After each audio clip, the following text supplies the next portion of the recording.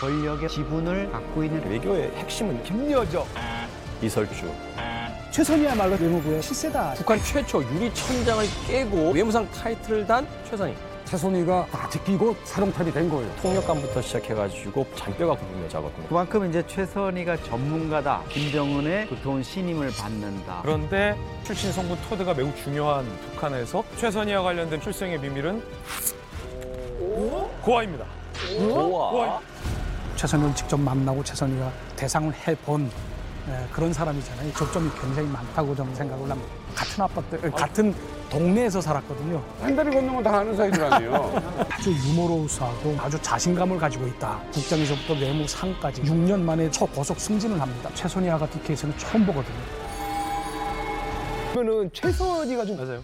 많이 눈에 좀 띄거든요. 그럼요. 사실 김정을 하면은 사실 주변에 보면은 김여정 그리고 리설주, 현송월 같은 여성이 좀 많은데 그 사람들하고는 좀 결이 좀 다른 그런 좀 사람인 것 같아요. 그러니까 사실 이게 어마어마한 것이 최선희는 백두혈통도 아니고요. 그리고 김정은이가 아껴주는 그 뭐랄까 가수 출신도 아니거든요. 근데 여성이 통역관을 시작해가지고 우리나라로 치면은 외교부 장관 자리에 그렇죠. 북한의 외무성의 수장이 됐다는 건 이거는 북한 아부장적인 그런 사회에서 여성이 한 부서의 장이 됐다는 건 이건 어마어마한 일입니다, 사실. 네. 자, 궁금한 게 있습니다. 류현우 대사님, 네.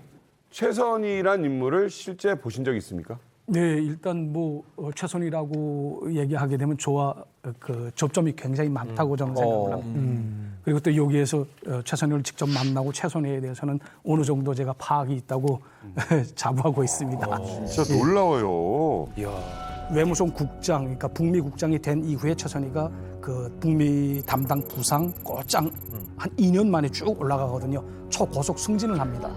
네, 근데 저의 장인어른 넣고 보게 되면 1992년에 39실 부부장으로 임명이 돼가지고 16년 만에 39 실장이 되거든요. 그러니까 그리고 또 리용호도 담당 부상이 돼가지고 이 상이 되기까지 한 거의 10여 년 동안 기일이 걸렸습니다. 그런데 최선희는 단번에 이제 국장에서부터 외무상까지, 그러니까 외교 사령탑으로 되기까지 딱 6년이 걸렸거든요. 이거는 정말 물론 실력도 중요하지만 운이 굉장히 뒤따랐다는 걸 의미합니다. 그러니까 이거는 정말 기적과 같은 일이에요. 예, 이렇게 볼 수 있습니다. 그러니까 우리가 이제 주목해야 될 게 사실 이 최선희라는 여자가 도대체 어떤 이 비밀을 갖고 있길래 이렇게 든든한 백을 가지고 전문 관료로서 또 실제적으로 외무성을 쥐락펴락하면서 또 김정은의 곁에서 이 총애를 받고 있느냐. 이게 좀 궁금한 대목이죠. 자, 그래서 오늘 북한 최초 유리천장을 깨고 여성으로서 외무상 타이틀을 단 최선희. 어떻게 그냥 과연 그 위치까지 갈 수 있었는지, 또 그녀의 배경엔 무엇이 있는지, 또 현재 위상은 어떤지 오늘 이만갑에서 최초로 최선희에 대해서 집중 분석을 해보도록 하겠습니다.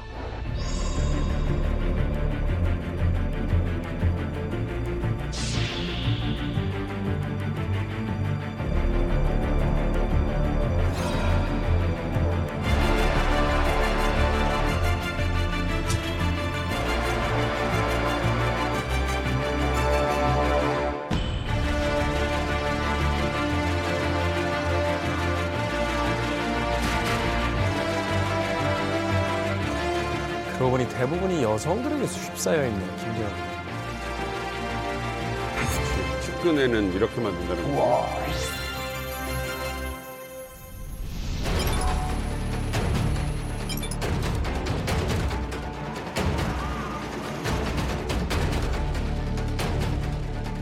자신감이라고 해야 될까요? 그런 게 굉장히 있고 안절부절을 한 적은 없어요.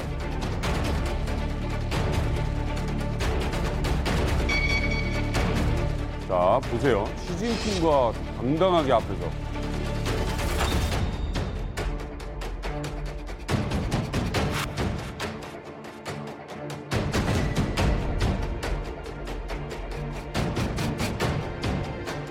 Our belief that we should strongly hold to the nuclear weapons to deter the possible U.S. attacks. The United States is trying to threaten DPRK with nuclear weapons, so we are trying to strengthen our nuclear capabilities in order to cope with the 이런 장면. 이거 북한 누구도 못해요. 막 자유롭게 발언도 해버리고.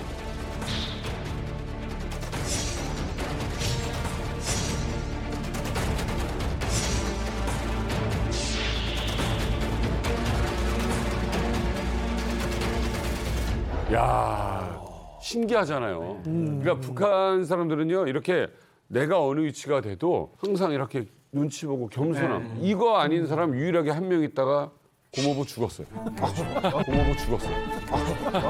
네, 가장 놀라운 거. 여러분 길 가다가 기자들이 와요 뉴욕에서. 다른 외무 이런 사람들은 그냥 지나가요. 아니라 그리고 지나가요. 얘기해요. 프리하게 얘기해요. 그러니까 이거는 이제 북한 그 외교관들이 마음대로 자기가 발언을 할 수 없는 위치에 있는 거는 뭐냐면 언론에 타게 되면 이게 원시장으로 다 퍼져나가지 않습니까? 그런데 간혹 가다가 내가 이제 김종은의 우중과 다른 발언을 내가 했을 때 그 후 폭풍이 굉장히 세거든요. 목이 막 날아갈 정도로 돼 있기 때문에 이거는 수뇌부의 우중을 잘 아는 사람 이외에는 이렇게 마주설 수 없습니다. 그러니까 자신만만하다는 걸 말해주고 있거든요. 그러니까 두 가지 측면에서 생각해 볼 수 있을 것 같아요. 말하자면 이제 자기의 발언에 책임을 질 수 있는 사람이라는 거고 또 하나는 그렇다 할지라도 저렇게 자유자재로 그 언론과 미디어를 대하는 걸 보면 굉장히 어떤 그 서구적 사고방식이라든지 이제 제스처가 몸에 배어 있는 그러니까 한마디로 북한 사회에서 이제 국제사회의 어떤 창구 역할을 하기에 최적의 인물로서 이제 선택된 그런 인물이 아니겠느냐 하는 생각이 드는데요. 일단 푸틴을 만난 거 아니겠습니까? 그러니까 북한에서 푸틴이라는 존재는 우리한테 미국 대통령과 같은 존재고 거기 나간 겁니다. 그다음 푸틴의 환대를 받죠. 물론 최선희 개인에 대한 환대라고는 할 수가 없습니다. 그렇지. 하지만 딱 보면 거의 뭐 제2의 정상회담과 같은 이렇게 분위기가 느껴지는 거죠. 라고 했을 때는 일단 최선희라는 인물이 어떤 대단한 능력자이면 틀림없다. 첫 번째고요. 두 번째로는 그 김정은의 총애를 받고 있거나 엄청난 신뢰를 받고 있다. 그다음 실제로는 여기서 그걸 끌어내거든요. 가서 그 푸틴의 방북을 끌어냅니다. 뭐 날짜는 정해지지 않았지만 뭐라고 얘기하냐면 북한을 방문할 용의를 표명하셨다라고 발표를 하거든요. 그러니까 일단은 그 약속은 받아낸 거예요. 언제인지는 모르겠지만 어쨌든 우리를 갖다 방문해 주겠다라는 거. 그러니까 북한의 입장에서는 엄청나게 큰 외교적 성과죠. 김정은이 전격적으로 발탁한 인물입니다. 그런데 현송월이나 이런 사람들처럼 무언가 친인척 관계에 있어서 오랜 어린 시절부터 어떤 교우 관계 이런 특별 가중치가 없는 인물이에요. 그런데 잔뼈가 굵은 최선인데 전격적인 외무상으로 발탁했다? 아버지 김정일 때만 하더라도 어느 정도 예측 가능성이 있었어요. 북한 인사와 관련해서. 적어도 외무상은. 왜냐하면 외무상이 되려면 일단 미국 통이어야 돼요. 미국에 대해서 오랜 실무 경험을 잘 쌓아왔던 사람이 외무상이 돼야 돼요. 최선이라는 여성을 외무상에 발탁했다는 거예요. 최선희 같은 경우에는 제가 보기에는 무제한 정보에 접근이 가능한 것 같아요. 많은 문건이라든가 자기 나름대로의 감, 외교적인 감을 키운 게 네. 누구를 만나도 주눅이 들지 않는 그런 자신감. 그러니까 썬킴 전 주한 미국 대사가 북미 정상회담 때 카운터파트 역할을 맡고 나서 야 정말 최선희 터프하다. 그리고 북핵 육자회담이라든가 북핵 개발과 관련한 북미 협상 과정을 다 관통하고 있다. 네. 이거는 뭐냐면 최선희가 그와 관련한 많은 노력을 해서 자기가 자신감을 갖고 있고 거기에 자기 뒤에 어떤 뒷배가 또 든든하니까 네. 외교 무대에서 자신감이 나타나는 거라고 믿습니다. 그 센터장님께서 정말 좋은 말씀하셨는데 지금 그 썬킴 이름이 좀 헷갈리는데 저 학교 선배이기도 해요. 진짜? 진짜로? 그분은 성킴, 이쪽은 썬킴. 썬킴 전 영어학교 법대 로스쿨 나왔고 진짜 야, 하다 성김 대사한테 숟가락 얻는 건 처음 봤다. 학교 선배라니까. 너무하네. 학교에 몇천 명이 있었는데 선배는 뭐. 물론 저도 이제 로스쿨을 졸업 못했지만 다녔잖아요. 진짜? 네, 진짜로. 성킴 전 주한 미 대사 같은 경우에는 미국 변호사였지 않았습니까? 평생을 검사, 율사로 살아왔던 성킴 전 주한 미 대사를 눌러버렸잖아요. 뭐냐면 기싸움에서 이긴 거예요. 왜냐하면 최선희 외무상은 영어는 잘하지만 비원어민이거든요. 이 말을 얘기할 때 영어도 마찬가지고 우리말로 얘기할 때 상대방의 기를 죽이는 건 부사예요. 보면 그 특히 이제 strongly, very 여기 액센트를 팍팍 넣거든요. DPRK's nuclear weapons are non-negotiable, unless the U.S. is prepared to coexist with the nuclear DPRK. Further strengthens our belief that we should strongly hold to the nuclear weapons to deter the possible U.S. attacks. 이걸 봤을 때 성킴 전 주한 대사도 느꼈을 겁니다. 비원어민이지만 이 여자 만만하게 볼 사람이 아니다.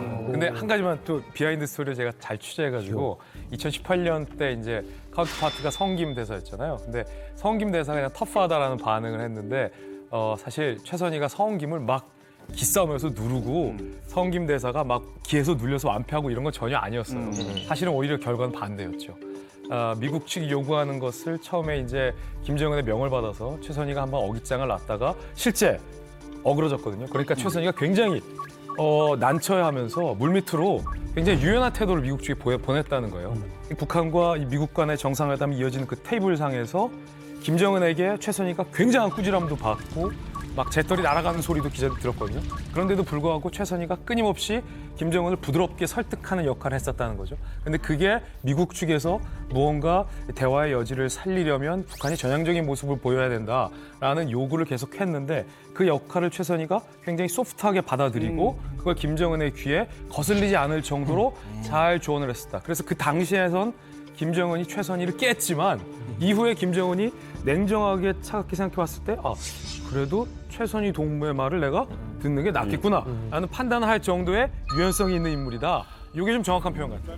근데 이제 사람 성격에 대해서 좀 이야기를 좀 해볼 필요가 있을 텐데 이게 성격이라는 게 공적인 자리에서 만났을 때 어떤 사적인 자리하고 또 다르고 맞아요. 외부 사람들하고 또 내부 사람들하고 있을 때 또 다르고요. 맞아. 그래서 앞서서 이야기했을 때 이제 터프하다라는 표현을 썼는데 이 남자가 특히 여자한테 터프하다는 표현을 쓸 때는 이게 여러 가지 의미가 있어요. 거칠다는 뜻일 수도 있겠지만 만만치 않다. 내가 좀 얕봤던 거가 있거나 혹은 내가 어느 정도 예상했던 수준인데 그걸 넘어섰다. 뭐 이런 여러 가지 어떤 의미가 있거든요. 유현호 대사님 보시기에 실제 성격이 어땠는지. 제 보기에는 그렇지는 않은 것 같습니다. 왜냐하면 이렇게 겉보기에는 그 최선희 외무상이 걸을 때도 이렇게 팔자고름 비슷하게 걷는 습관이 있어요. 하다 나니까 이렇게 흔들흔들하는 그런 모습이 연출이 되는 것처럼 보이거든요. 사실 이 걷는 모습 때문에 최선희가 뭐 터프하다, 최선희가 좀 곤방지다 뭐 이런 말을 조금 두를 수는 있겠지만은 저는 의외로 터프하다라는 그 말이 최선희가 아주 자신감을 가지고 있다라는 것으로 바꿔 표현했으면 좋겠다라는 말씀을 드리고 싶습니다. 최선희를 제가 처음 본 게 북한 해병석에 입사해서 처음으로 봤어요. 그때 토요일마다 강연을 하거든요. 강연하고 많은 분이 모인 다음에 이제 거기서 어떻게 하는가? 외교관만 내놓고 다 빠지시오. 이렇게 하거든요. 그러면 다 빠지고 외교관이 몇 명 안 되죠. 한 400명 되는데 이제 최선희가 맨 앞에 있는 거예요. 그냥 북한은 서열대로 앉거든요. 국장 세표비서가 상 부상 앉고 쭉 앉거든요. 그런데 이제 마지막에 다 끝나고 일어설 때 우리는 뭐 상사들이 나가야 나갈 거 아니에요. 그렇죠. 그러니까 이제 거기서 이제 여자 부국장이 차선희가 딱 한 명인 거예요. 딱 일어서서 딱 돌아서 나올 때 보면 그때 봤거든요. 그러니까 각인이 되는 거예요. 남자들만 나오는데 거기서 여성 부국장이 딱 나오니까 봤는데 당당하다, 야심이 있다, 뭐 이런 느낌을 많이 받았거든요. 제가. 야, 이게 자리가 또 사람 만드니까 거기서 약간 저 사람이구나 이런 분위기가 또 북한 내에서 있다는 거죠. 그렇죠. 자, 근데 이게 참 신기합니다. 능력이 있다 이거예요. 근데 김정은이 정말 전적으로 신뢰한다. 예, 이런 장면을 보여준 게 바로 김근옥 영무함이라는 잠수함. 여기서 샴페인 깨는 거를 최선희가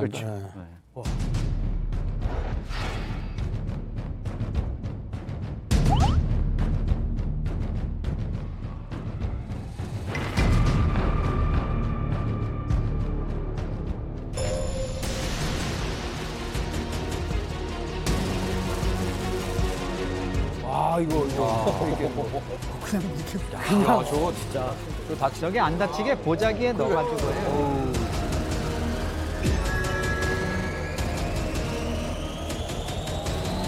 약간 골프 스윙 같아요. 사실 저런 진수우식 있지 않습니까? 샴페인을 깨는 북한의 고위 간부들도 이걸 잘 모르거든요. 예, 저도 뭐 여기 와서 알았는데 네네. 이 전문가가 아니고선 이걸 아마 모를 겁니다. 그렇죠. 근데 이게 아마 최선희가 김종훈한테 뭐 이러이러한 것들을 아마 쭉 설명을 해주고 그러면 그대로 해라라고 아까 영상에서 보시다시피 이렇게 하라고 선짓하지 않습니까? 김종훈이. 그래서 이걸 아마 샴페인을 까는 그런 장면을 연출을 했다고 생각을 합니다. 근데 이게 그 김근옥 함이 사실 미국을 어떤 공격하는 핵으로서 제압하는 어떤 그런 임무를 띠고 진수를 하는데 아이러니하게도 이 진수식의 모든 과정은 미국의 잠수함 진수식을 그대로 본땄어요. 그러니까 잠수함 선수 부분을 성조기로 감싸서 하는 그 부분도 똑같이 그러네요. 성조기로 감싸고 모든 사실 이 엑싱이라든가 샴페인 브레이킹 그렇지. 하는 게 서구 유럽에서부터 뭐 미국으로까지 다 지금 국내화된 관리화된 이런 의식인데 그걸 그대로 본땄단 말이에요. 근데 이거는 딱 세 가지입니다. 국가 원수 퍼스트 레이디가 하거나 아니면 그 배의 선주. 그러니까 선박회사의 회장의 부인. 배우자가 하거나 맞아. 그 가장 공헌한 근로자의 부인이 이제 맞아. 그 도끼를 가지고 밧줄을 끊고 샴페인 브레이킹을 하는데 이번에는 사실 좀 독특한 상황이었을 것 같아요. 북한 입장에서는 김정은이가 평소 때 같으면 당연히 이설주를 내세웠을 거예요. 근데 지금 이설주를 가급적 좀 뒤로 하죠. 뒤로 물러나게 하고 주애를 지금 내세우고 있는 상황이니까 주애한테 그렇다고 이거를 시킬 수는 없고 샴페인 브레이킹을 시킬 수가 없으니까 김정은 입장에서는 고민을 하다가 퍼뜩 떠오른 가장 적임자라고 생각한 게 자기가 가장 믿는 최선이었던 거예요. 어쨌든 최선희는 지금 보통 힘을 가진 사람이 아닙니다. 자, 그렇다면 최선희는 자력으로 이 자리까지 올라간 걸까요? 그래서 제가 이번에 최선희가 이 외무성에 입사 직전까지 이력이 담긴 간단한 프로필을 제가 준비했습니다. 어마어마합니다. 최선희 이력, 이거 드문 건데. 이게 드문데요. 자, 물음표에서 외무상까지. 이걸 보시면은 어떤 게 좀 떠오르시나요? 통역사 네? 했다고 전 들었었거든요. 통역사. 통역사에서 외무상까지. 쓰죠. 왜냐면 그 학생 때 중국이랑 오스트리아랑 이제 또 몰타라는 곳에 맞아요. 유학을 하고 그랬다고 했거든요. 근데 북한에서는 실은 북한 주민이 이 세 나라 이상을 갈 수 있다라는 거 말도 안 되는 거거든요. 그 진짜 0.001%에 속하는 사람만 할 수 있다고 얘기할 수 있는데 저는 딱 눈에 들어오는 게 이름이 딱 하나 들어오는데요. 최영님.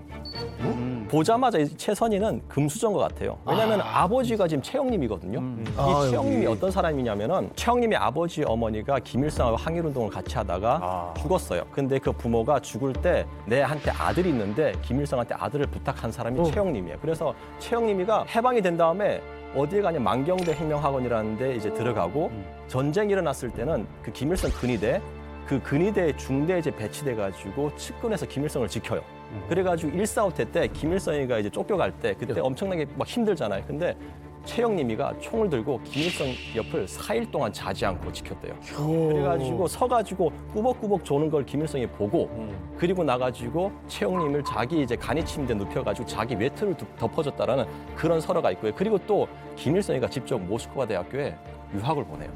그리고 러시아에 갈 때 심지어 최영님을 불러다가 유학생활 힘들지 않느냐, 어떻냐, 직접 챙겼어요. 그 말은 뭐냐면은 최영님은 고하거든요. 근데 그러면은 되게 주눅 들고 되게 힘들잖아요. 근데 최고의 아버지를 둔 거예요. 그게 누구냐? 김일성입니다. 와, 직군인데 이거? 그런 사람이기 때문에 저는 만약 그 사람의 딸이다 그러면요. 이건 뭐 금수저예요. 그냥 태어날 때 그냥 금수저를 물고 나온 여자예요. 자, 이게 통역사에서 외무상까지일까?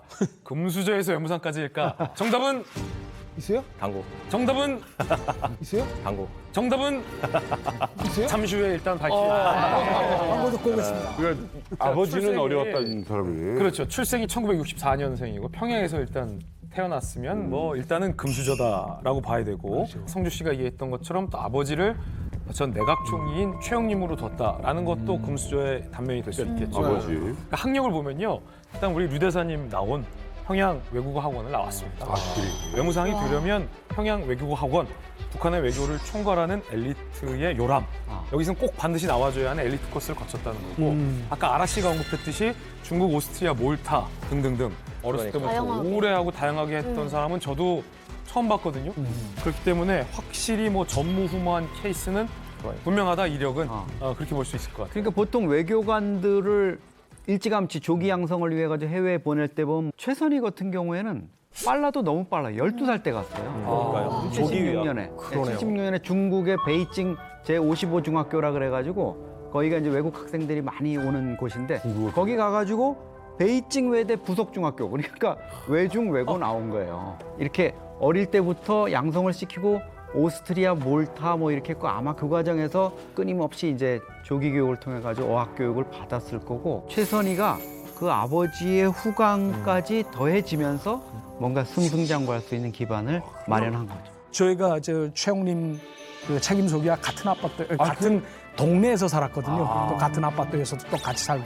왜냐하면 이 최영님 책임소기가 그 주석부에서 김일성이 책임소기를 하지 않았습니까? 그러니까 저희 아버지도 1호부에서 그 경호사업을 그 주석부를 담당해 봐서 같은 아파트에서 살게 된 거죠. 세상에. 예. 같은 아파트요. 예, 그래서 우리 둘째 형님 같은 경우에는 1964년생인데 초등학교를 우리 최선희 외무상하고 같이 다녔어요. 나이가. 최선희 외무상하고 같이 다녔어요. 나이가 형님들. 아파트에 그러면 서로 알았어요? 최선이랑? 네, 뭐 70년대 말인가 그때 중국에 그 소년 유학 쪽으로 갔었거든요. 한 1, 2년 지난 다음에 이제 와서 방학 때마다 들어오지 않습니까? 그때 저희 아파트 쭉 올라가면서 최선희하고 쭉 오기는 그 과정에 제가 최선희 지나갈 때 향수 냄새 같은 아주 그 이상 야릇한 냄새가 확 풍기더라고요. 이상 야릇한 냄새가 확 풍기더라고요. 이상 야릇한. 예, 70년대, 80년대 초까지만 해도요. 다른 여자의 향수 냄새를 아직까지 기억하고 아니, 북한이 없는 거지. 그때까지만 해도 네. 북한 사람들은 땀내. 맞아. 예, 이 땀에 쫄은 냄새, 예, 이 그랬어. 머리에 쫄은 냄새 이게 나거든요. 땀내, 담배 냄새, 술 냄새 이 세 가지서 왔다 갔다 했어. 맞습니다. 근데 최선이는 향이 달랐다. 예, 그 외국에 나갔다 왔으니까 벌써 냄새부터 다르거든요. 이 사람의 기억 중에서 가장 오래가는 기억이 후각의 예, 맞습니다. 맞아. 예, 70년, 깊은 벌써 거의 50년 가까운 시간이 됐는데 잊혀지지 않. 생각해보면 우리나라도요. 그 최근에는 이제 그런 유행이 조금 그 적어졌지만 과거에는 해외 여행 가면 선물로 꼭 향수 사왔어요. 맞아. 왜냐면 귀했거든. 맞아요. 북한에서 향수 냄새가 났다? 이건 정말 부잣집 딸의 어떤 상징 같은 게 아닌가. 그래서 아버지 최영님이 어떤 사람이었냐? 김일성 때는 총리가 못 됐어요. 대신 주석부의 책임석이었습니다. 우리나라로 굳이 따지면 뭐 대통령 비서실장, 옛날 청와대 비서실장 정도예요. 그러니까 1호 김일성에게 보고되는 문건을 최영님이 다 볼 수 있다는 거죠. 그리고 정말 중요한 거는 따로 독대를 해서 김일성에게 보고할 정도로 특수한 신뢰 관계였다. 이 최영님이라는 사람이 그런데 독특하게 아들 김정일 시대 때 총리에 등극하게 됩니다. 부총리에 이어서 총리에 등극하게 되는데 재밌는 게 김일성에게 충성을 하지만 비서실장으로서 동시에 그 정보를 후계자인 김정일에게도 제공하는 역할을 합니다. 그래서 김정일이 후계 구도를 세울 때에 상당한 공을 한 인물로 평가되고 있습니다. 그렇기 때문에 지금 보시면 2010년이에요. 김정일이 밀가루 공장, 민생 현지 지도를 다니는 장면인데 그 곁에 최영님이 동행할 만큼 믿는 사람이었다는 뜻이죠. 그러면 김정일 입장에서는 할아버지 김일성에게 비서실장, 최측근, 김정일이 마지막까지 믿었던 총리, 김정일의 탄생을 돕는데 결정적인 역할을 한 인물, 그의 딸 누구요? 최선희가 김정은에게 갖고 있는 의미라는 건 어떤 것일까를 생각해 보면 이게 그냥 외국말만 잘한다고 되는 건 아니구나라는 걸 알 수 있죠. 그러네요. 믿음의 뿌리가 깊네요. 예, 최영님의 위상을 보여주는 결정적인 단서가 하나가 있는데요. 그건 2011년 12월 김정일이 사망했을 때 네. 국가장의위원회 명단을 보면 알 수가 있습니다.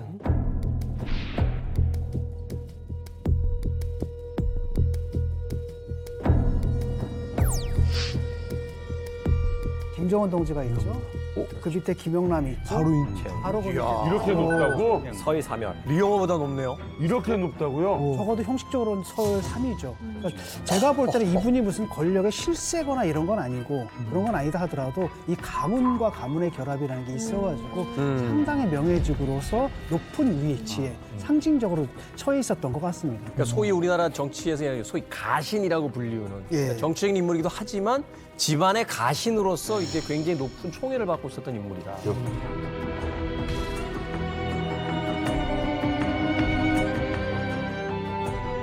아니 저런 데 있었던 분이야. 근데 있는 점인지 모르겠다니까. 저런 사람이 오래가. 자, 전승절 기념행사 굉장히 크게 했잖아요. 그때 밤에. 전쟁 승리 69돌스를 경축하는 리식이 시작됐습니다.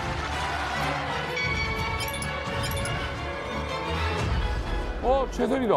뒤에 맞네.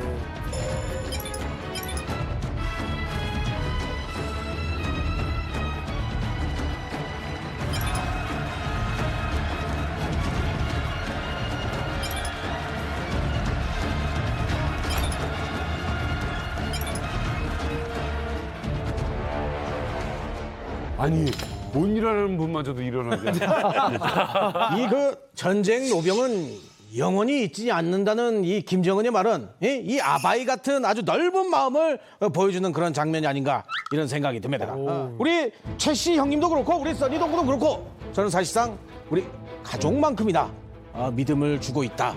리만갑 우리 남조선 분들도 우리 써니 동무가 부럽다면 우리 1호인 제 말에 잘 귀를 기울이시면 되겠습니다.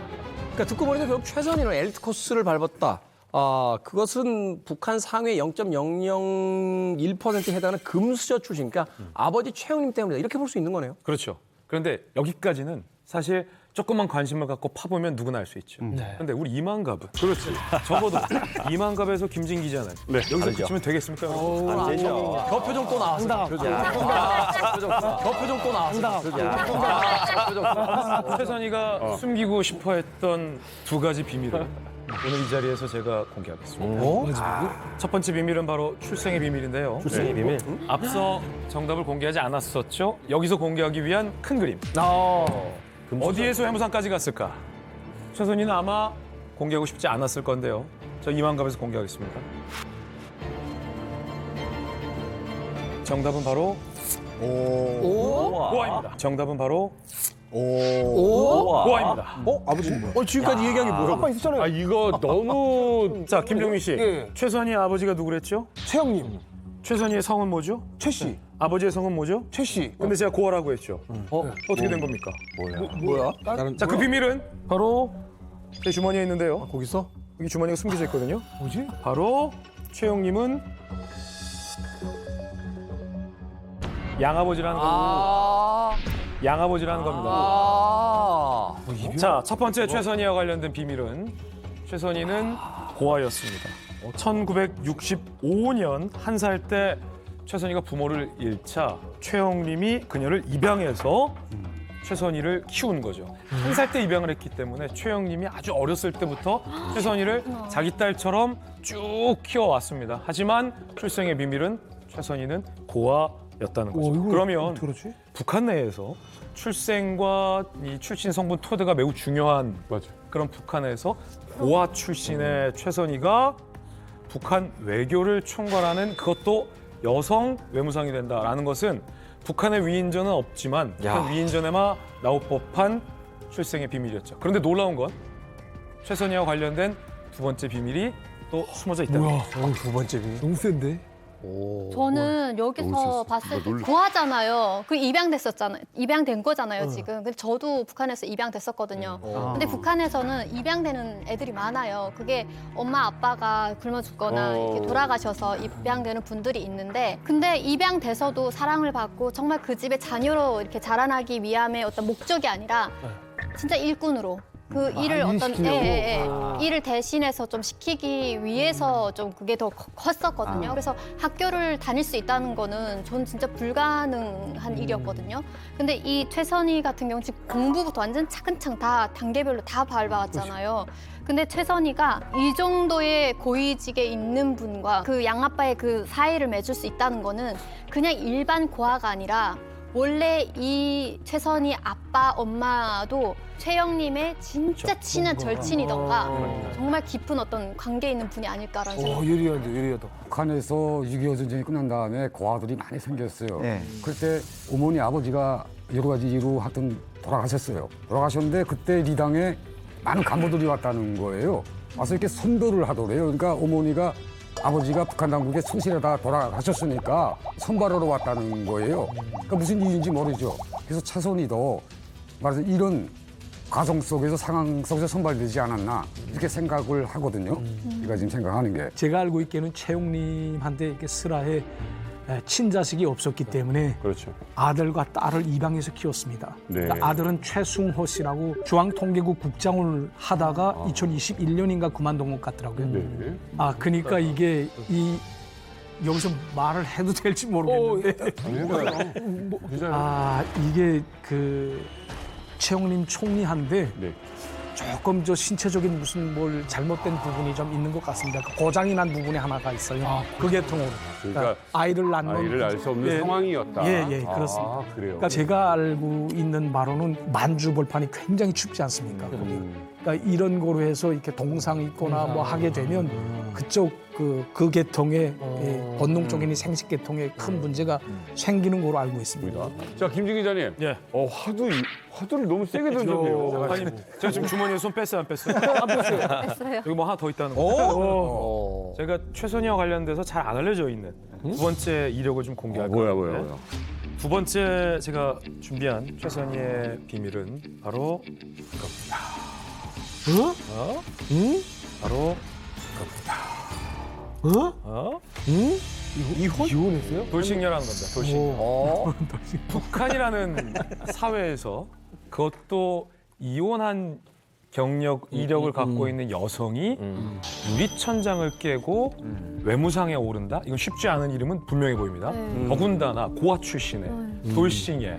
그리고 이 북한 사회에서 남녀가 이혼하는 경우도 있어요. 요즘 들어 꽤 많아지고 있습니다. 특히 평양에 있는 뭐 고위층 같은 부분은 많이 이혼하는 경우도 있어요. 근데 지금 북한 평양에서 이혼하는 경우는 남편이나 아내가 둘 중에 주로 남편이 이 북한 고위층의 정치에 휘말려서 온 가족이 다 이렇다면 멸족이 당할 위기에 처했을 때 처가라도 좀 구하자, 처자식이라도 구하자라는 이유로 일부러 이제 이혼을 해서 끊어내는 경우. 그런데 그런 경우가 아니라 최선희의 이혼 같은 경우는 정확한 사유는 알려지지 않지만 남편과의 성격적 차이 때문에 이혼을 한 걸로 알려져 있다. 중요한 건 그럼에도 불구하고 김정은이 묻지 않고 최선희를 외무상에 올렸다는 점이죠. 실제로 이제 북한에서는 이혼했다는 그 경력이 있게 되면 대체로 간부 사업으로 발탁을 시키지 않습니다. 그걸 통해서. 왜냐하면 간부 문건에 딱지가 붙거든요. 그러니까 북한에서는 가정 이 자체가 사회의 한 세포로 규정되어 있습니다. 맞네. 예, 그러니까 이 사회의 한 세포로 규정되어 있는 가정 혁명화도 제대로 못하는 사람이 어떻게 온 사회의 혁명화를 할 수 있냐 이런 것으로 이제 쭉 흘러가는 거죠. 제가 있을 때 우리 과장이 이혼한 적이 있었어요. 과장이 그때 외무성에 있을 때 외무성 과장이 이혼을 했거든요. 근데 북한에서는 이 교람이 누구한테 있는가를 따지질 않아요. 일단 공무원이기 때문에 그때 사유가 유승한테 있었거든요. 배우자한테. 그렇지만 이 과장은 거기서 그 책임을 지고 노무자로 내려가서 일을 했거든요. 노무자로요? 예. 그러니까 사유는 여자가 무슨 여러 가지 뭐가 성격 차이나 뭐 이렇게 해서 여자가 바람을 피든지 이렇게 해서 이혼을 한 거예요, 사실은. 그렇지만 너는 가정 혁명화를 잘못했다. 그렇지. 그렇기 때문에 너는 이유가 어떻든지 간에 너는 혁명화 내려가라. 그래서 그게 경한 처벌이에요. 원래는 외무성에서 나가야 되는 거예요. 북한은 공직사회에서 있다가 이제 이혼만 하게 되면 무조건 공직사회를 떠나야 됩니다. 이게 룰로 돼 있거든요. 아니 짭정은 씨. 아니 그런데도 이 최선희를 이 꼭대기까지 올린 이유가 있나요? 왜 올린 거예요? 이유가 뭐예요? 그에 앞서서 먼저 우리 최선희 외무상이 무슨 뭐 성격이 이상해서 뭐 이혼이 했다 뭐 이런 헛소리가 소문이 나는 거예요. 어디서 퍼졌나 했더니 이 남조선 기자들이 퍼뜨렸구만. 남조선 기자들이 퍼뜨렸구만 이거. 기자들이라고 하지 말고 김진. 남조선 김진이 퍼뜨렸구만 이거. 나 누가 그랬네 했네. 아니 우리 써니 동물을 말할 것 같으면은 사실 일벌레입니다. 일과 사랑에 빠졌다. 이렇게 얘기하고 싶습니다. 또 이혼했으니까 딴 돈 팔 일이 또 없지 않겠습니까?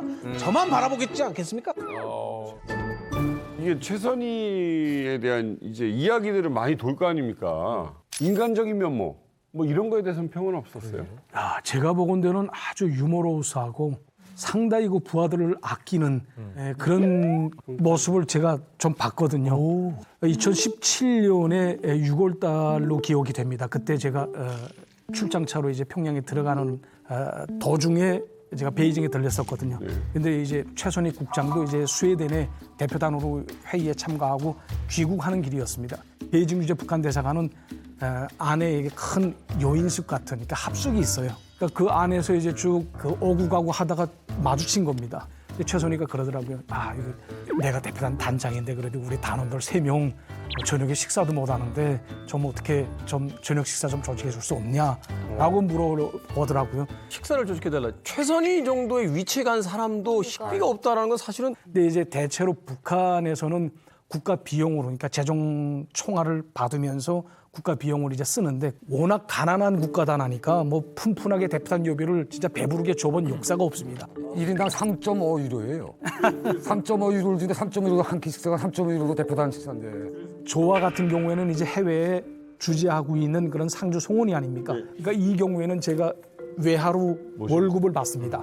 안에 그 북한 내부에서 네. 3,000원 내지 한 네, 4,000원 정도가 아이고. 되거든요. 0.5달러도 안 됩니다. 네네. 그러니까 이런 사람하고 이제 베이징에서 만난다 하게 되면 제가 도덕적으로 인사 삼아 식사를 한 끼 내야 되거든요. 그렇죠. 그러네. 그런 상황이기 때문에 할 수 없이 제가 알겠습니다라고 얘기를 하고 최선희를 비롯해서 그 대표단 4명이 있었거든요. 네. 5명이서 같이 저녁 식사를 한 끼 했습니다.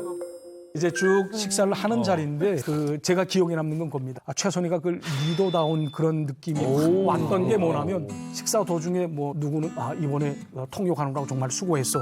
이젠 용어 많이 늘었네. 다른 사람한테 또 이번에 그 보고서람 쓰고 그 정말 수고 많았어. 뭐 이러면서 이렇게 하나하나 칭찬을 해주더라고. 예. 잘 세워주는구나 사람을. 그래서 내가 조금 있으면 뭐 돼갔는데 하는 느낌이 들더라고요. 예. 또 뭐 다른 거 요구 안 했어요? 뭐 그 다음에 저보고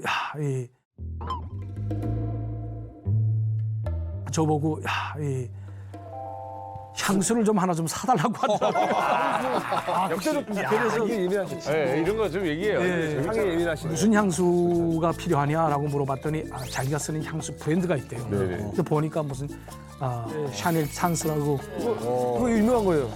이 향수를 제가 베이징에 있는 소우드 공항 면세점에서 그때 당시 한 100달러가 조금 넘었거든요. 네, 뭔가 그래서 주면서 후에 나한테 도움이 될 것 같다라는 생각도 조금은 하셨어요? 그런 생각은 전혀 없었습니다. 왜냐하면 여성이 일부상이라든가 상이 된다는 건 상상도 할 수가 없었던 일이에요. 그리고 이제 맞네. 북미 국장이 저하고 아무런 접점이 없는 그런 사이가 아닙니까? 인사권자라고 하게 되면 잘 보일 필요가 있는데 당시에. 북미 국장이 뭐 저의 인사 사업을 뭐 관할하진 않거든요. 그래서 그저 그렇게 인간적인 측면에서 좀 부탁을 하길래 도와줬습니다. 당시 최선희 국장이 대사님한테 호칭을 뭐라고 하면서 향수 사달라고 했어요? 좀 리얼하게. 현우야. 뭐라고? 현우야.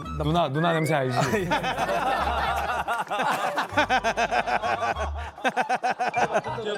고아 출신이었던 그녀가 북한 최고 자리 중에 하나죠. 여성 최초로 외교부 장관 자리에 해당하는 외무상까지 오를 수 있던 그 특별함에 대해서 알아보도록 하겠습니다. 네, 안녕하십니까. 기다리게 자기 결심을 명백히 할 것으로 보입니다.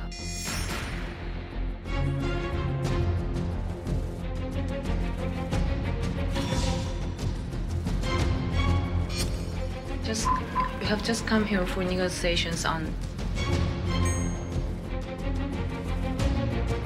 자, 초반에 이제 통역을 담당하는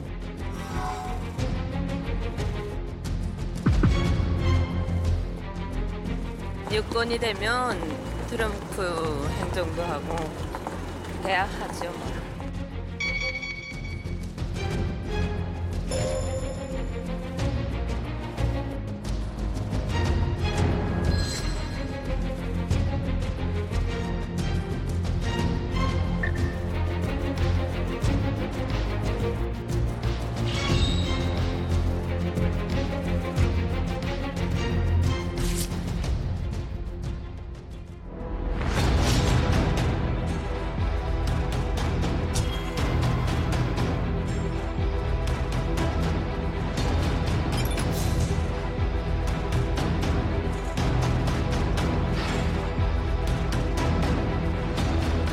우리가 시간도 적고 또 실내 구축 조치도 취했고 하지만 우리가 받은 상응 조치는 아무것도 없고 우리가 받아 하는 거는 배신감뿐입니다.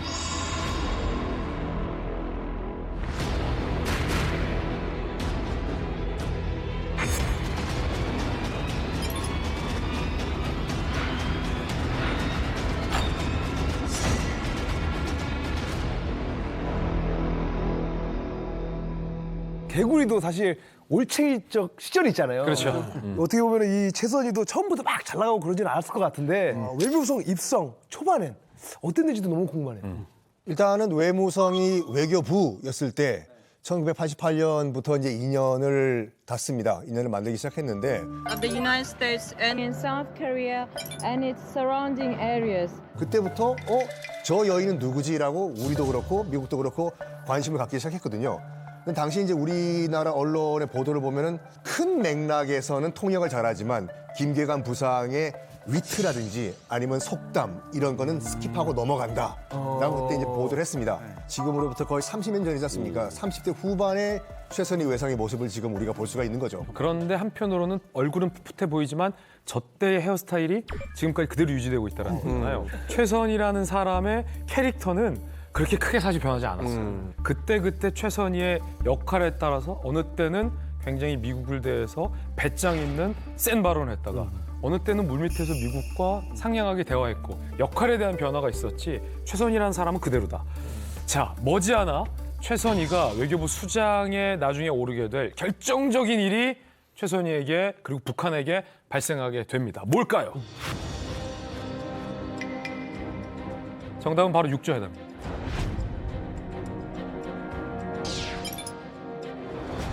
(2000년대) 북핵 문제 해결을 위해서 열렸던 육자회담. 거기에서 최선희가 통역을 담당하게 된 겁니다. 네.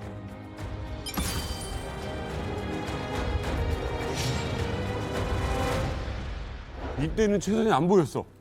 저 오른쪽 사람만 보이고. 저 때도 그냥 통역이 불과했거든요. 그럼 왜 이게 최선희에게 결정적인 순간이었을까? 육자회담은요, 2003년부터 2008년까지 이루어진 회담인데 역사상 육자회담이 갖는 의미는 뭐냐? 적어도 북한에게 있어서는 미국, 대한민국, 중국, 일본, 러시아가 북한의 핵 문제에 대해서 어떤 패와 어떤 카드를 갖고 있는지, 그리고 회담장에 나와서 어떤 패는 감추고 어떤 패는 내놓는지를 바라볼 수 있는 북한 역사에 있어서의 살아있는 교과서 같은 북한의 핵 협상의 교과서판이 바로 이 육자회담이거든요. 근데 최선희는 외무상의 어린 시절부터 통역을 하면서 그 패를 본 거예요. 북한이 핵 협상에 임하려면 어떻게 해야 하는구나. 한국이, 미국이 우리한테 어떻게 하는구나. 이거를 통역 현장에서 최선희가 몸으로 배웠던 거죠. 요게 나중에 최선희가 대미 외교 라인의 수장으로 되는 결정적인 양분이었던 거죠. 육자회담 때 보면 영어가 사실은 되게 뭐랄까 유창해요. 유창하다는 말은 뭐냐면은 억양이 좋다는 것이 아니라 커뮤니케이션 딜리버리가 상당히 좋아요. 네. 북한의 그 뉘앙스도 정확히 전달하는 걸 보면서 그런 걸 아마 중요하게 북한 정부가 평가를 한 것 같아요. 그리고 실제로 빌 클린턴 그 전 대통령이 북한을 방문했을 때도 통역을 맡게 되거든요.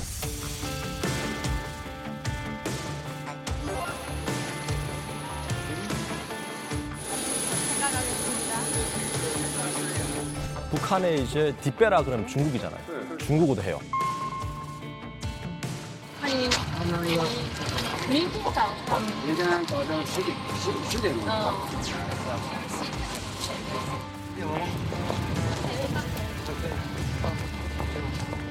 와, 몇 개 국어를.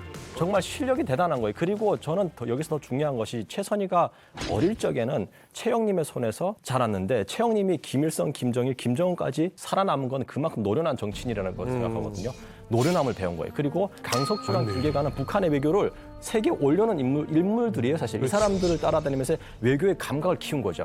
최선희 외무상 같은 경우에는 장기를 뚫 때 장기 알을 보는 것이 아니라 판을 보는 능력을 키운 것 같아요. 그래서 저희 장기 배울 때 초짜들은 알 보고 막 하잖아요. 그렇죠. 근데 고수들은 딱 머리를 딱 들고 그냥 판 전체를 보잖아요.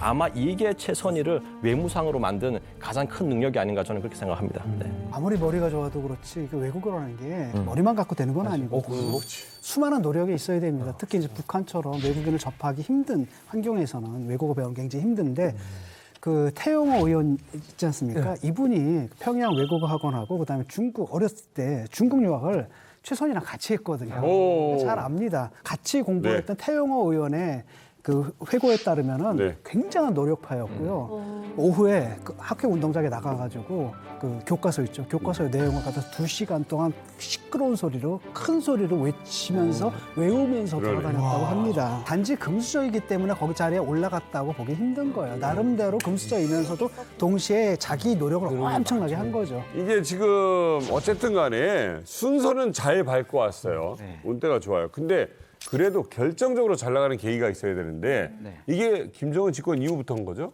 그렇죠. 김정은 시대에 잘 나가려면 시기가 잘 맞았어야 되는데 그렇지. 그때 뭘 뚝 떨어져 있거나 어디 딴 동네에 있으면 안 되죠.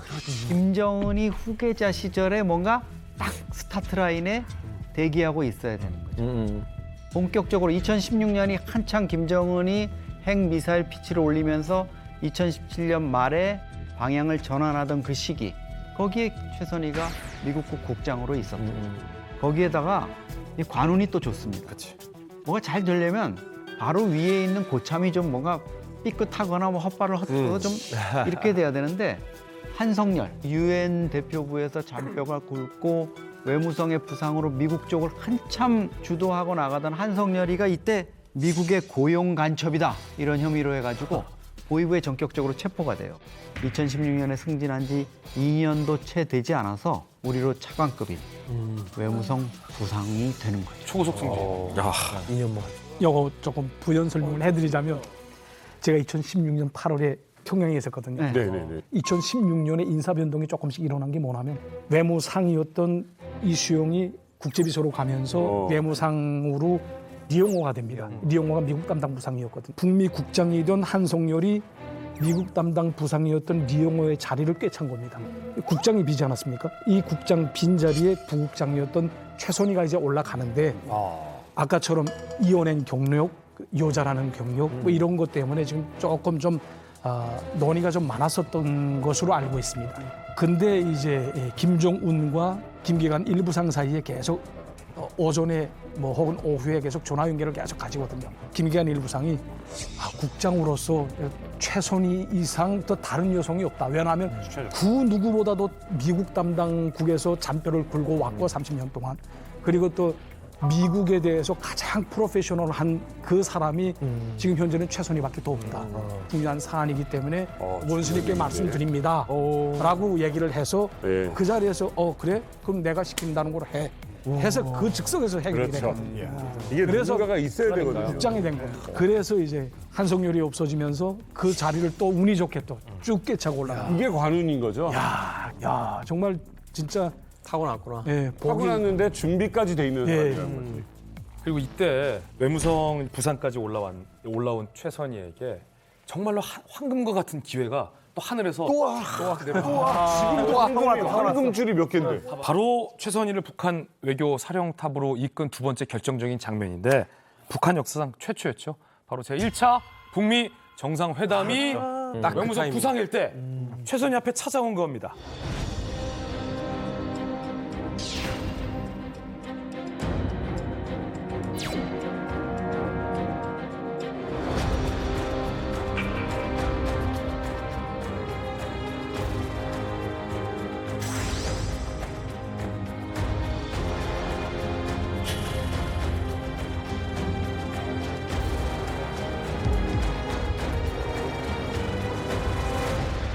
그때 최선희 때문에 결정적으로 북미 회담이 어그러집니다. 무슨 말입니까? 저는 그래서 자, 여기서 퀴즈. 최선희의 무엇 때문에 미국으로부터 북미 회담 취소 통보를 받게 됐을까요?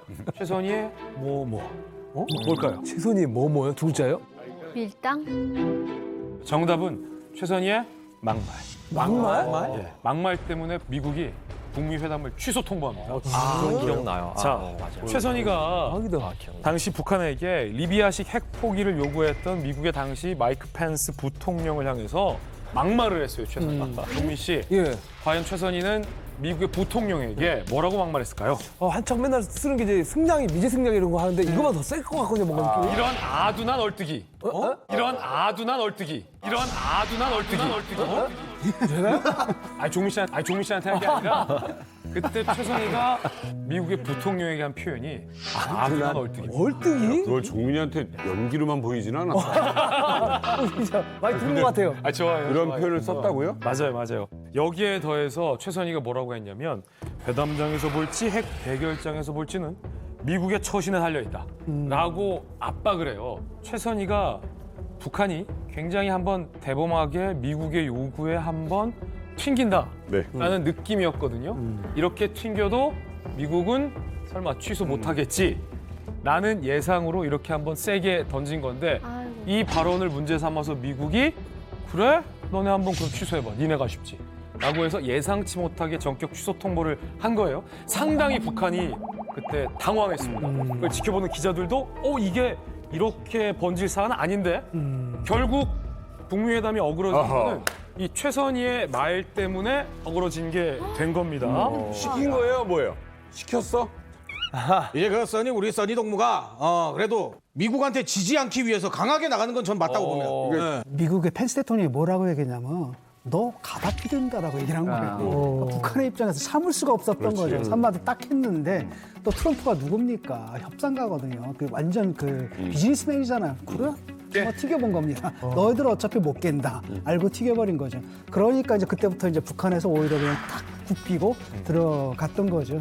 자, 그런데 결론적으로 이야기하자면 어찌됐건 최선희 때문에 지금 북한 입장에서는 가장 필요한 그 북미 정상회담이 깨졌거든요. 네. 이거 외교인세에서 어떤 결정타 같은 것이고 북한 사회를 우리가 이렇게 쳐다봤을 때는 거의 뭐 숙청이라든지 이제 국제 무대에서 완전히 아웃되는 상황 아닌가요? 일단 뭐냐면은 이제 그 당시에 이제 김정은이 뭐라고 했냐면 뜻밖의 통보라 유감이지만 시간과 기회를 줄 용의가 있다라고 넘어갔어요. 그러니까 만약에 이제 최선희가 북한 그 김정은과의 사전 교류 없이 그냥 자기 독단적으로 그 얘기했다. 죽어야죠, 그럼요. 이제 최선희 같은 경우에는 어차피 마이크 펜스한테 이런 뭐만 멍청이 해봤자 마이크 펜스한테 한 건 아니라고요. 트럼프 들으라고 한 소리죠. 그렇죠. 그러니까 트럼프는 정치인이 아니라 사업가 비즈니스맨이라는 걸 알고 있어가지고 밀당을 할 것이다라는 걸 알고 있었던 거를 김정은한테 조언을 한 것이 아닌가. 지금 여기서 굽히고 들어가시면 안 된다고. 그렇죠. 한번 판을 깨더라도 한번 강하게 한번 깨는 척 해보자고.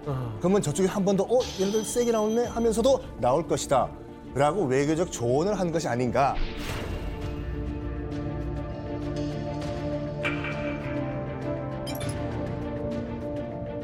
자, 그럼 최선희를 북한 외교 사령탑에 오르게 한 세 번째 결정적인 장면이 이제 딱 등장을 합니다. 궁금하네요. 어찌됐든 우리가 결과를 알고 있잖아요. 그래서 다시 북미가 만났죠. 네. 그런데 어디서 끝났습니까? 하노이 노딜로 끝났죠. 그렇죠. 역설적으로 하노이 노딜로 끝난 이후에 최선희에게 결정적인 기회가 찾아온 겁니다.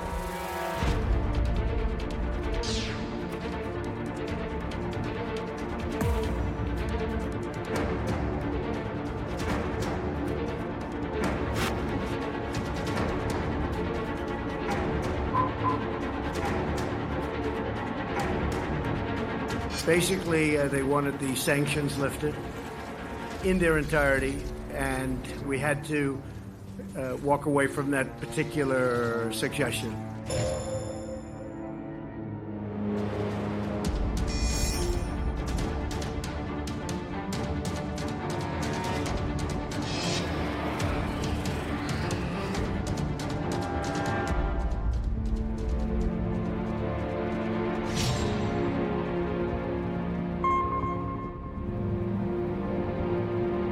이러한 미국 측의 그 반응을 보면서 우리 국무위원장님께서 점이 고려에 대해서 좀 의욕을 잃지 않으시지 않았는가 이런 그런 그 느낌을 제가 받았습니다. 앞으로 이러한 기회가 다시 미국 측에 차례지겠는지 여기에 대해서는 저도 잠잠하기 힘듭니다. 감사합니다.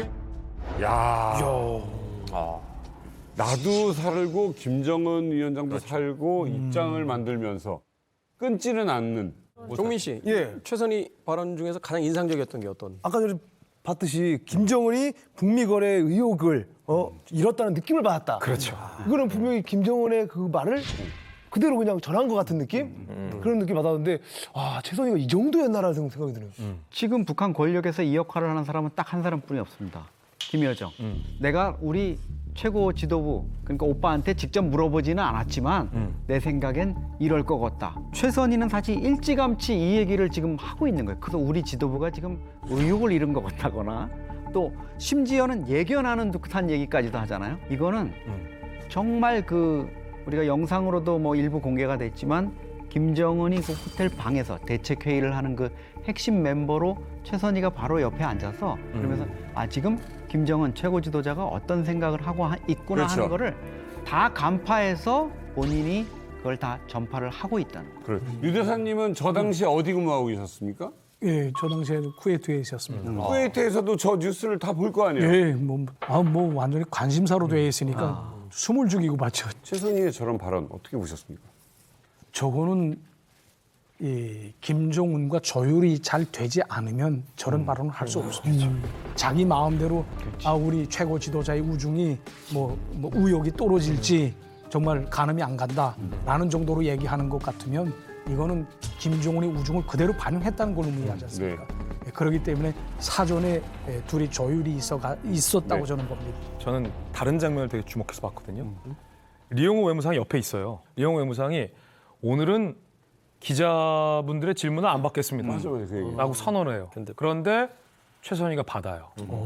그러면서 김정은의 심경 얘기를 꺼낸 거예요.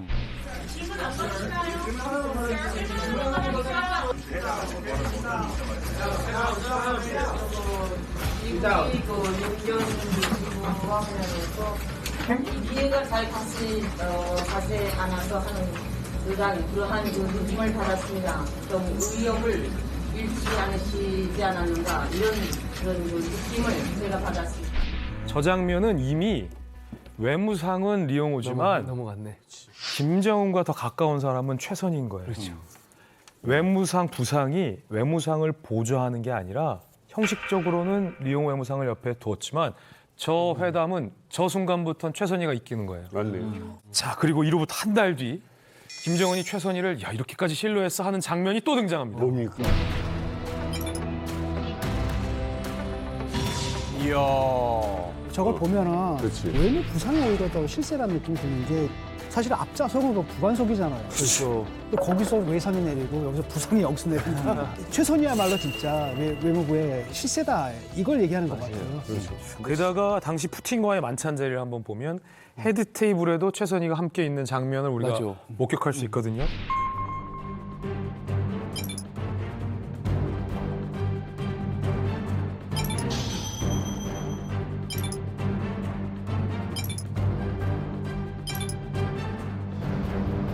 저는 한 가지 또 추가하고 싶은 것이 최선희가 이제 하노이 회담, 뭐 싱가포르 회담이 뭐 노딜로 끝난 다음에 김정은에게 출구 전략도 제시를 했다고 저는 봅니다. 그게 뭐냐면은 지금 모든 회담이 지금 어그러진 상태에서 김정은과 그 참모들이 패닉 상태에 빠졌을 때 최선희가 이렇게 이야기했을 거예요. 노딜로 끝났지만 장군님 얻는 거 있습니다. 왜냐하면 김일성 대원수님께서 김정일 장군님께서 못한 것을 장군님, 원수님은 이미 해내셨습니다. 그것만 보더라도 국내에서는 김정은에 대한 신뢰와 김정은에 대한 이제 경이감이 막 솟아오르는 거죠. 그렇게 봤을 때 초기 집권이 이제 안정되고 김정은이 외교 무대에서 자기의 그 능력치를 보여준 것만으로 해도 이것은 우리가 얻는 회담이었습니다라고 분명히 출구 전략을 제시를 했을 것 같습니다. 최선희가 김정은의 우중을 가장 잘 안다고 저는 생각을 합니다. 이게 또 어떻게 잘 알 수 있냐면 이 부상이 돼서 김정은과 다이렉트로 전화 연결을 가질 수 있었던 그 기회가 찾아옵니다. 이제 2017년 말부터 시작해서 일부상이었던 김기관이 이렇게 다리를 좀 잘 못 쓰거든요. 그래서 저희 장인어른의 그 이야기에 따르면 이제 행사 같은 데 이제 가게 되면 김정은이 김기관 일부상을 찾는다는 거죠. 이렇게 손주순하면서 오라고 하게 되면 어린애처럼 아장아장 걸어서 김정은은 한 대까지 온다고 해요. 그 정도로 이렇게 관절이 매우 나빴거든요. 그래서 이제 김정은이 김기환 일부상이 이때까지 수고를 많이 했는데 저게 황해남도 달촌에 그 온천 치료하는 달촌 온천이라고 있습니다. 매 해마다 가서 3개월 동안 치료를 받고 오거든요. 2017년부터. 그러다 나니까 이 외무성에서 제기되는 모든 사업과 관련돼서는 일부상 대신에 최선희가 이제 전화를 받게 되는 거죠. 그러면서 이제 또 동아줄을 잡게 됩니다. 와. 럭키. 못 받았다, 유다. 예, 럭키가 계속 찾아오는 것이죠. 그 단 한 번의 기회가 자네들의 운명을 바꿀 수 있는 법입니다. 그러니까 기회가 왔을 때는 이 잡아야 성공한다. 그렇죠. 이걸 아주 명심들 하셔야 됩니다. 그래서 우리 외무성에서도 무슨 말이 있냐면 기회는 바람과 같아서 잡지 않으면 날아간다는 거죠. 기회가 왔을 때 무조건 잡아라. 기회를 잡는 사람이 있으면 그 기회를 놓치는 사람도 있습니다. 이 하노이 노딜 사건이 왜 난리도 아니었거든요. 이제 북한의 대대적인 숙청바람이 불 거다. 특히나 이제 이용호 그 당시 외무상 같은 경우는 뭐 사형이 됐다. 충격적인 뭐 카드라 통신까지 이제 들려오기도 맞아, 했었는데. 소문 있었어. 올 2월 베트남 북미 정상회담을 전후로 뉴스를 가득 채웠던 북한의 비핵화 협상팀이 석 달 가까이 자취를 감췄습니다. 그 바람에 지금 평양에선 숙청에 피바람이 불고 있다는 주장이 나오고 있습니다.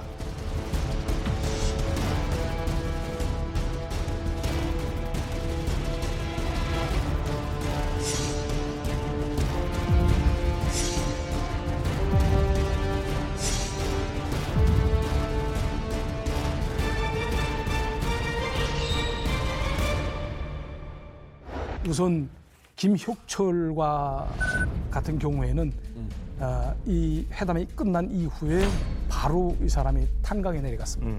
예, 혁명화 조치로. 그래서 노동혁명화를 한 6개월 동안 하고 다시 올라와서 지금 현재는 당 국제부의 산하에 있는 연구소에서 연구원으로 일하고 있습니다. 그다음에 신혜용이라는 그 통역이 있잖아요. 그 신혜용은 이제 혁명화는 아니고 이 사람은 외무성에서 나가가지고 그 외무성 바로 뒤에 인민대학습당이라고 있습니다. 인민대학습당 자료조사처 연구사로 근무를 하고 있는 것으로 알고 있습니다. 그리고 김송해가 있잖아요. 김송해는 저평통 소기구에 있다가 저 통전부 정책실장으로 이렇게 돼 있었다가 지금 하노이 회담 이후에 또 이제 혁명화를 내려가거든요. 그래서 혁명화 내려가서 이분은 농장에 내려갔었던 걸로 알고 있습니다. 진짜 그런 데로 보내버렸어요? 예, 보내죠. 노동혁명화 해야 되니까. 그래서 내려가서 한 6개월 동안 있다 다시 올라와서 지금 현재는 지금은 어떻게 됐는지 또 모르겠네요. 저평통 소기구로 다시 들어갔습니다. 하노이 회담이 이제 결렬되고 당시 떠들썩했던 리용호 외무상 그 숙청설 저렇게까지 기사가 났는데 그 진실은 대체 어떤 건지도 궁금하네요. 제 생각에는 리용호가 숙청이 된 거라는 얘기는 좀 사실은 맞지 않는 것 같습니다. 2019년 2월부터 3월 초에 이제 하노이 회담이 있은 직후에 이제 필요한 사람들은 다 혁명화를 내려갔거나 숙청을 당했었단 말이죠. 근데 이게 8, 9개월 지난 2019년 11월, 12월에 이 사람이 숙청을 당했다라는 보도가 나옵니다. 대체로 조성길 대사 대리도 그렇고 또 저도 그렇고 그때 그 시점에 탈북을 했거든요. 외교부다 하게 되면 외무성 자체 내에서 연대적 책임을 물어야 될 사람이 있거든요. 외무상이라든가 혹은 총방비서라든가. 그래서 아마 되지 않았겠나라는 생각이 듭니다. 자, 다시 최선희 쪽으로 이야기를 좀 돌려보죠. 북미 정상회담의 노딜 충격적인 사건이 있었고 북한 고위급 외교관들이 이제 탈북까지 이루어집니다. 그러니까 한마디로 북한 정치인들에게는 혹독한 그 계절이 찾아왔는데 이때 그 모든 사람들이 그 혹독한 바람을 맞고 있을 때 오직 한 명의 여성에게만 햇살이 내리쬐입니다. 그렇죠. 초고속 승진이에요.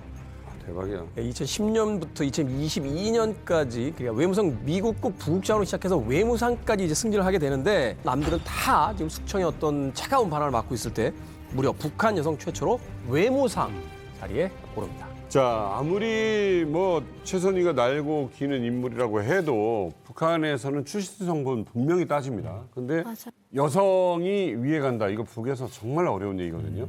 자, 어떤 행운이 또 하나 지금 찾아온 것 같아요. 그러니까 마지막 부분에 이제 결정적으로 외교부 수장이 되는 과정에서 그 전임자였던 리선권이 2022년 6월에 바로 이제 통일전선 부장으로 옮겨가는 그런 사태가 벌어지죠.